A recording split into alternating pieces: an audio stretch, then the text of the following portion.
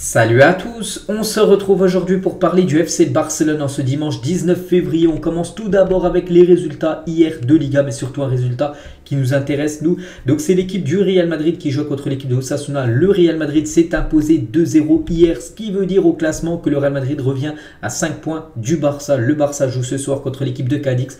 C'est pour ça que le Barça ce soir doit s'imposer au Camp Nou à domicile à 21h contre cette équipe de Cadix qui est classée comme 16e de Liga. Donc voilà, le Barça doit s'imposer ce soir. Ils reprennent ce plus 8 qu'ils ont depuis quelques temps sur le Real Madrid en termes de points d'écart bien sûr par rapport au premier et au deuxième de Liga. Donc voilà, un peu de pression ce soir pour le Barça. Il va falloir prendre les 3 points contre cette équipe. Et quelques photos de l'entraînement hier soir du côté de Barcelone avant ce match ce soir. On peut voir tout d'abord l'attaquant Robert Lewandowski en espérant le voir buteur ce soir. On peut voir aussi Gavi, voilà Gavi qui était bien évidemment à l'entraînement, Pablo Torre. On peut voir aussi Christensen ou même je crois que de dos, ça doit être Alejandro Baldé, Jordi Alba avec Xavi, tiens, tout à gauche de l'image. Tiens, de nouveau Alejandro Baldé, la Liga, en mode Liga, bien sûr, en mode, vu que c'est jour de match de Liga aujourd'hui. Christensen, un nouveau look, il s'est un petit peu coupé les cheveux un peu sur le côté. Je ne sais pas si vous voyez la différence avec avant.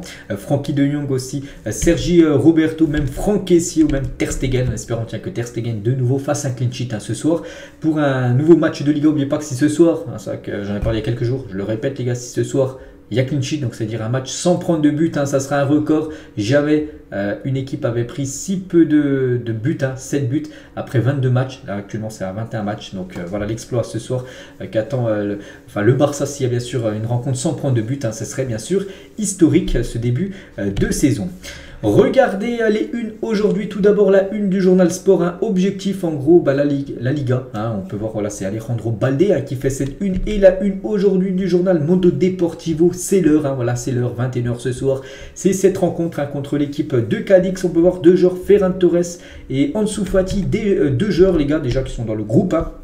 Un petit rappel les gars du groupe ce soir avec bien sûr Ter Stegen, le retour de Busquets qui avait manqué lors du match contre Manchester United, il était forfait, il est bien de retour aujourd'hui. Bon, il sera certainement sur le banc, on pourra peut-être le voir rentrer en fin de match on peut dire, puis certainement être dans le 11 de départ si tout se passe bien aujourd'hui. 11 de départ pour le prochain match qui sera important, on sait, ce sera l'équipe de Manchester United à Old Trafford pour le match retour. Sinon Lewandowski, Fati, je sais pas, tiens, Marcos Alonso, Alba ou même Pablo Torre sont bien présents. Il manque voilà, un joueur cadre comme Pedri, on sait que Pedri est forfait, même forfait pendant quasiment un mois.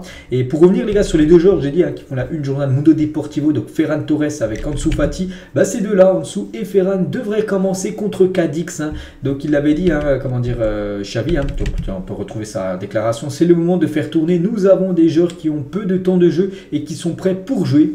Bon, on pense à Fati, on pense à Ferran Torres, c'est pour ça qu'il a dit en conférence de presse qu'il y aura des rotations ce soir pour cette rencontre. Et regardez les compos probables. Donc tout d'abord, la compo, je crois que c'est de Mundo Deportivo, et c'est du journal Sport. Donc tout d'abord, Mundo Deportivo, donc Ter Stegen bien sûr sera au but. Donc Koundé devrait démarrer défenseur droit. Eric Garcia lui aussi, qui n'a pas trop de temps de jeu, lui également devrait commencer titulaire avec Christensen et Baldé, défenseur gauche. Donc un milieu à 3, donc Gavi, Busquets et du coup, on les met de Busquets pas sûr, voilà, parce que Busquets revient de blessure. C'est une compo probable, on verra la compo officielle, mais bon, eux mettent Busquets titulaire, on verra.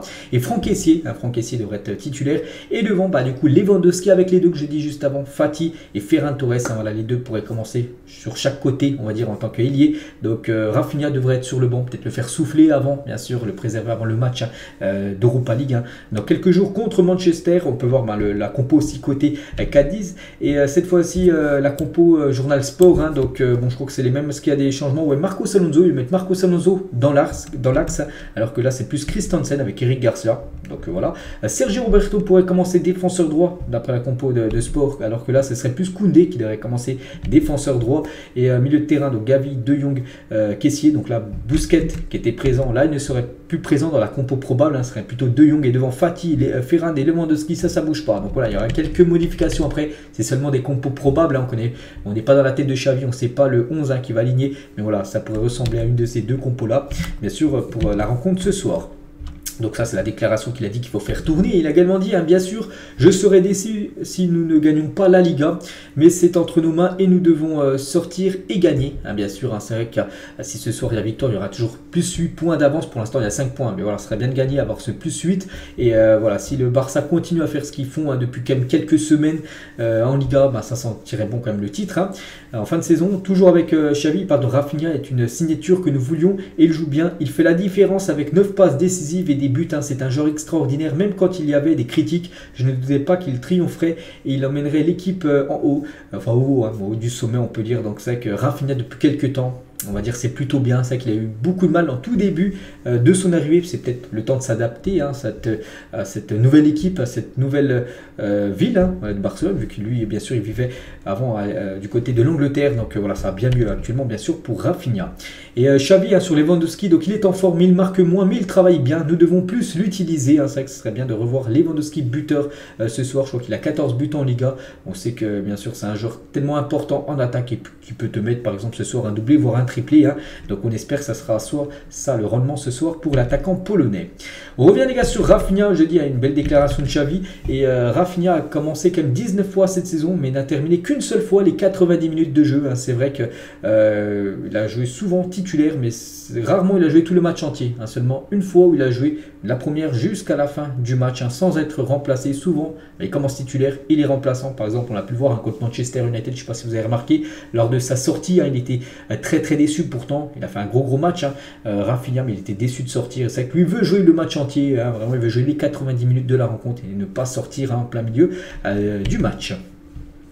La famille Xavi, donc hier, la famille Xavi, même la famille Lewandowski, voilà, pour être complet, donc ils étaient, je sais pas, un spectacle de Mickey, donc c'était hier, bien sûr, voilà, cette info, donc une petite photo de la famille tout d'abord, Xavi et la famille Lewandowski, donc le joueur et son entraîneur hier étaient ensemble pour regarder un spectacle de Mickey où les enfants, bien sûr, ont dû apprécier le spectacle. On va parler de Marcos Alonso, le staff technique de Barcelone considère Marcos Alonso comme plus un arrière gauche qu'un arrière central, il serait plutôt préféré en tant que défenseur gauche, mais bon, défenseur gauche, on sait qu'il y a déjà quand même deux joueurs, il y a Alba et Baldé, c'est pour ça que c'est compliqué pour lui, donc il est plus considéré comme un DG qu'un DC, Marcos Alonso, qu'on pourrait peut-être voir ce soir. N'oubliez pas qu'il est dans une des deux compos probables que j'ai montré tout à l'heure. On va parler du groupe de supporters, la Peña du FC Barcelone à Londres, donc c'est un groupe de supporters en Angleterre, organise un événement spécial pour les supporters qui se rendront à Manchester pour le match retour. Il y aura bien sûr des supporters de Barcelone dans le parcage visiteur, on va dire, d'Old Trafford jeudi soir, et donc la Peña de Londres fera le déplacement avec beaucoup de supporters catalans pour aller suivre bien sûr l'équipe du côté de Manchester jeudi. Victor Roque, donc c'est un journaliste qui a dit sur Victor Roque, vous savez cette recrue que le Barça aimerait recruter, donc est le complément idéal et le remplaçant éventuel de Lewandowski. La réalité est que le Barça n'aura pas l'argent pour signer un attaquant établi de classe mondiale, donc signer un joueur très prometteur pour environ 30 millions d'euros serait une excellente option. Donc voilà, tout est dit, et c'est vrai que c'est plutôt bien ce qu'il dit, c'est que le Barça n'a peut-être pas les fonds pour investir sur un grand attaquant actuellement, qui marque beaucoup de buts, parce que c'est quasiment du 90 voire 100 millions d'euros, alors pourquoi pas investir sur un jeune joueur prometteur qui peut lui aussi marquer beaucoup de buts dans le futur.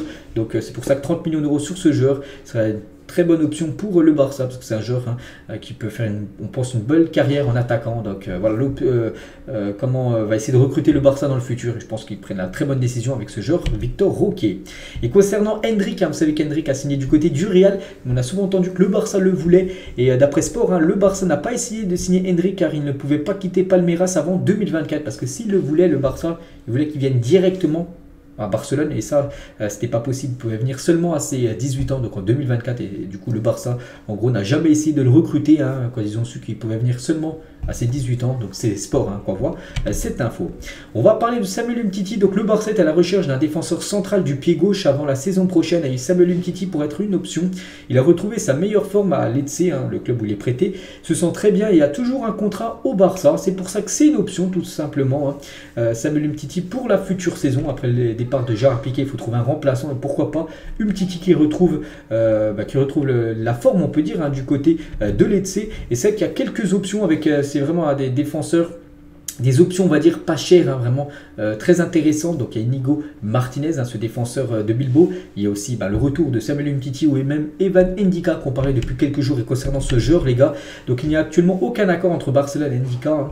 Ce n'est pas encore chose faite, hein, mais le Barça suit bel et bien le joueur de Francfort. C'est Fabrizio Romano qui dit ça. Donc voilà, 3 options, les gars, pour au poste de défenseur central la saison prochaine. Voilà, donc je ne sais pas c'est laquelle la meilleure. Pourquoi pas Umtiti, les gars, lui refaire entièrement confiance. Il retrouve son état de forme, hein, du côté de Lecce. Donc pourquoi pas, moi je partirais sur Umtiti, les gars. Je pense qu'il peut bien sûr dépanner en défense, hein, la saison prochaine.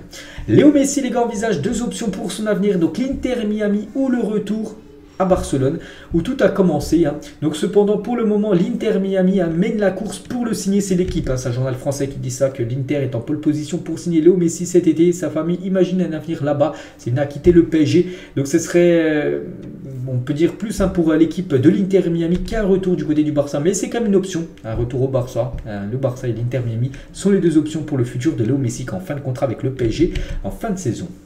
Et on finit, les gars, cet épisode aujourd'hui avec Franck Kessié, une interview de Franck Kessié, quelques déclarations de sa part, hein, de 2 à 10, de 1 à 10, comment allez-vous? C'est cette personne, hein, peut-être un youtubeur, les gars, qui a questionné Franck Kessié, il a dit 6, 6 sur 10, hein, par rapport à son état de forme actuellement. Il lui a également dit, hein, quel joueur aimerais-tu avoir du côté du FC Barcelone, qui joue dans un club rival, en gros, on va dire un autre club que Barcelone, a dit Çalhanoğlu, hein, son ancien collègue en Italie. Hein. Il a également dit, donc à quelle fréquence est-ce que je me coupe les cheveux? Un jour avant chaque match. Voilà, donc là, normalement, il a coupé ses cheveux hier, hein, vu qu'il y a match ce soir. Hein.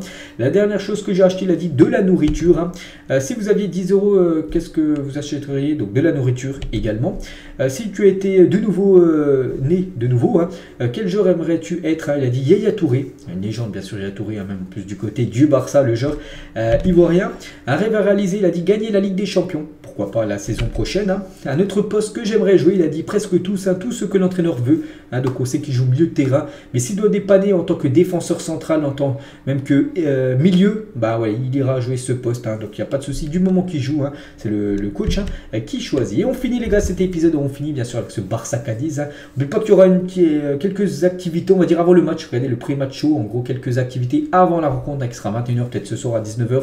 Qu'il y aura des activités, il y aura même un DJ, hein, qui sera aux alentours du Camp Nou. Bref, mais nous, ce qui nous intéresse, c'est le match. Hein. Et un petit prono, les gars, n'hésitez pas à mettre tout ça en commentaire. Moi, j'ai parti sur une victoire ce soir du Barça. J'espère une victoire avec des buts, hein, parce qu'il y a eu pas mal de victoires, mais avec des 1-0, tout ça, à chaque fois, sur le fil du rasoir. Il y a une égalisation toujours qui est possible, hein, pour l'équipe visiteuse à chaque fois. La dernière seconde du match, donc je vais partir sur une victoire 3-0 ce soir, hein, du Barça, hein, contre l'équipe de Cadiz, hein, cette équipe quand même que le Barça n'a pas réussi à battre depuis 2020, donc il va falloir les battre, hein, qui n'ont pas réussi à battre au Camp Nou, moi je vous parle, donc voilà, il va falloir les battre, hein, cette équipe de Cadiz, hein, qui est seulement comme 16e du classement, puis comme ça le Barça reprendrait 8 points d'avance sur le Real. Donc voilà, les gars, ce qu'on va dire aujourd'hui, j'espère que ça vous a plu, je vous souhaite un bon match ce soir et nous on se retrouve demain, on parlera bien sûr du résultat de cette rencontre. Bonne journée à vous, bon match à vous ce soir et à demain.